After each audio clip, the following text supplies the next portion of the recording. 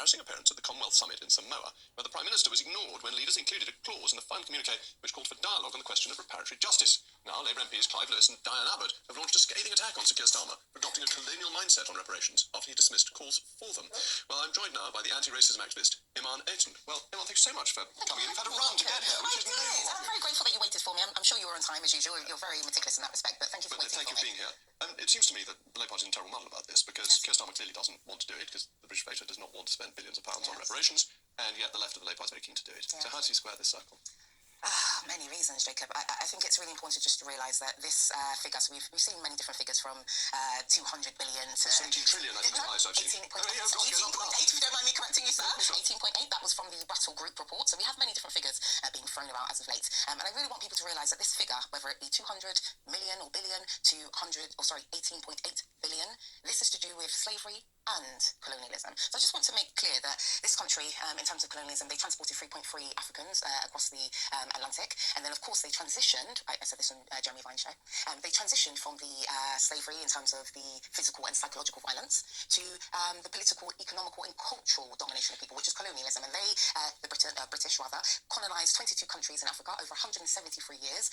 They also colonised 15 or over 15 countries in the Caribbean. So when you think about these figures that have been thrown about as of late, it's easy to swear it. It's quite understandable when you amalgamate all the information from slavery to colonialism. But shouldn't they actually be paying us? Because some of these Caribbean countries are very prosperous, they've done extremely well, and they did well because the British gave them the rule of law and democracy and capitalism. And this has been incredibly successful. The British Empire was an amazing force for good, for civilization and for raising people's standards of living. So why should we have to pay for doing that? Surely we should be paid. I think that's a very bold question to ask a strong black woman on your channel, Jacob. And I'll actually pose a question to you. Would you say that about Jews? So I'll just give the context. First and foremost, one could easily argue that the Jewish community, the Israeli Jews, benefited from the Holocaust. And let me bring it home. They benefited from Holocaust and Hitler due to the fact that they were given the state of Israel. Their life expectancy improved, and last but not least, their GDP improved. Israel's GDP improved as a result of Germany giving reparations in 1952. So would you say on national TV about the Jews that they should be happy and should be thanking Hitler and the Holocaust, Amy and David, for what they have gone through because they have benefited in terms of money? I would argue that Amy and David, Jacob wouldn't say this about Jews, but he's saying it about black people. So let me know what you're saying here, Jacob. About the whole history of the British colonies, which was stunningly successful. What you've said about the Holocaust is just nonsense. No, I'm answering it. Because the British, in the Balfour Declaration, said there should be a homeland for the Jewish people before the Holocaust. That wasn't a consequence of the Holocaust. It was British policy beforehand. So what you're saying is simply historically wrong. No. If you're going to say that was historically wrong, let's go back to slavery and the topic of discussion. Let's go back to what we're talking about. You want me to ignore your point? I want to address the point you just made. And it wasn't just to do with the Balfour Declaration. Let me just be clear. Their life expectancy, Jewish people's life expectancy, was ruined because we're all killed. Due to the fact they were given the state of Israel. I'm afraid your argument is unbelievable. Israel was given reparations in 1952, and their country improved and thrived as a result. So even if you want to ignore the fact that they were given the state of Israel, we have to acknowledge the fact that Jewish people's life improved and the country improved as a result in terms of reparations. Israel was the Palestine mandate and was run by the British. So if it's a success of Britain, not anything to do with the horrors of Germany.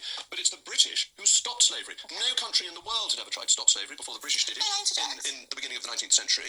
And that's actually inaccurate. Who tried to stop it? Okay, so first and foremost, let's just deal with the fact. I appreciate that, and I don't want to be combative. It's a natural state of mind when dealing with these types of it's a natural state of mind. And I want to be honest with you, I respect you, and I think that you are highly intelligent and articulate, and I want to give you what is due in terms of a conversation. So let me just retort by saying, you asked me the question, no one else stopped slavery before the British. That was your question. Yes. I want to be honest in saying, if we really want to be pedantic, which is my favourite way of life, Denmark. So allow me to finish, sir. Allow me to finish. I know we have limited time, but you asked me a question. Denmark didn't have the Royal Navy. So Denmark may have wanted to do it, but the Royal Navy, it was our power and our wealth that did it. The Royal Navy, which is the West African Squadron. I know. Can I just finish my point if you wouldn't mind? I'll just say this very briefly.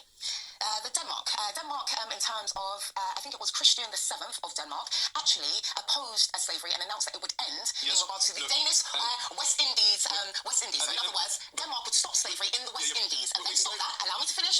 They finished that in 1792. So Denmark, that was 45 years before the Brits. So I just wanted to make that clear. And then I'm sorry, I'm going to me because she knows what I want. I'm going to talk to Jacob. We're going to have to finish, but you're ignoring the Emperor Charles V in the 16th century. So we have Portugal and Denmark that finished or tried to abolish the slave trade before Britain. That is a fact. Denmark and Portugal. We've got to go to Patrick. With the British abolished it, we had the Royal Navy. Welcome back to State of the Nation. The Prime Minister, Sir Keir Starmer, addressed the nation today ahead of the budget on Wednesday. Foundations fixed. Public services renewed. A country rebuilt by investment. Released from decline. Returned once more to the service of working people. Now that is the course we set this week. That is the driving purpose of this government, and that is the change that we will deliver.